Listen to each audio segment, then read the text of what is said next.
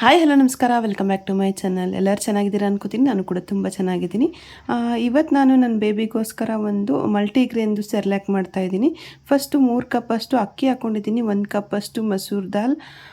ಇದೇ ಥರ ಮನೇಲಿ ಯಾವುದೇ ಥರ ಬೇಳೆ ಕಾಳುಗಳೆಲ್ಲ ಇರೋದನ್ನು ಉಪಯೋಗಿಸ್ಕೊಂಡು ಮಾಡ್ತಾಯಿದ್ದೀನಿ. ನೆಕ್ಸ್ಟ್ ಈಗ ಅದೇ ಮೆಷರ್ಮೆಂಟ್ 1 ಕಪ್ಪಲ್ಲಿ ನಾನು ಹುಳ್ಳಿಕಾಳು ಹಾಕೋತಾ ಇದ್ದೀನಿ.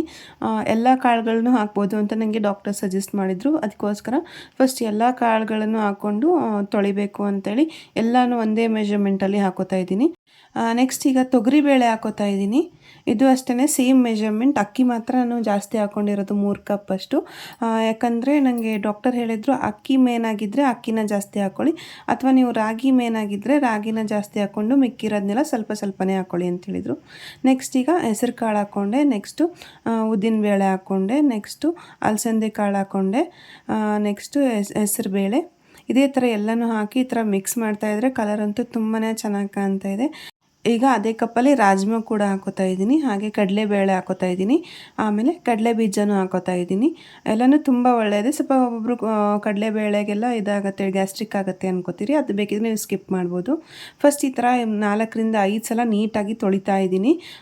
ಯಾಕಂದರೆ ಪಾಪುಗಲ್ವ, ಅದಕ್ಕೋಸ್ಕರ ಸ್ವಲ್ಪ ಕೇರ್ಫುಲ್ಲಾಗಿರಬೇಕು ಅಂತ ಚೆನ್ನಾಗಿ ತೊಳಿತಾ ಇದ್ದೀನಿ.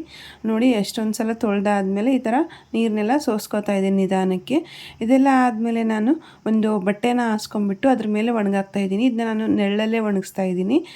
ಬಿಸಿಲಲ್ಲಿ ಒಣಗಿಸ್ಬಾರ್ದು ಅಂತ ನನಗೆ ಹೇಳಿದರು, ಅದಕ್ಕೋಸ್ಕರ ನಾನು ನೆರಳಲ್ಲೇ ಒಣಗಿಸ್ಬೇಕು ಅಂತ ಹೇಳಿ ಒಂದು ಫುಲ್ ಡೇ ಒಣಗಿಸ್ದೆ, ಪೂರ್ತಿ ಆರೋಯಿತು. ನೋಡಿ ಈ ಥರ ಒಣಗೋ ಆರಕ್ಕೆ ಹಾಕ್ತಾ ಇದ್ದೀನಿ. ಒಂದು ಕಂಪ್ಲೀಟ್ ಡೇ ಬಿಟ್ಟರೆ ಚೆನ್ನಾಗಿ ಆರುತ್ತೆ.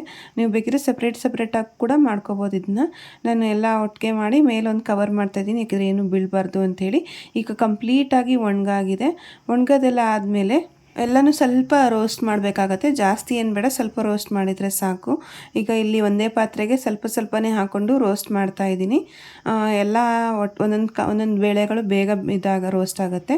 ಸೊ ಅದಕ್ಕೋಸ್ಕರ ನಿಧಾನಕ್ಕೆ ರೋಸ್ಟ್ ಮಾಡಿಕೊಂಡು ಅದನ್ನ ಪೌಡರ್ ಮಾಡಿಸಿ ಅದನ್ನ ಸೋಸಿಟ್ಟಿದ್ದೀನಿ. ಇದನ್ನ ಸೇಮ್ ನೀವು ರಾಗಿ ಸರಿ ಮಾಡ್ತಿರಲ್ಲ ಅದೇ ಥರ ಪ್ರಿಪೇರ್ ಮಾಡ್ಬೋದು.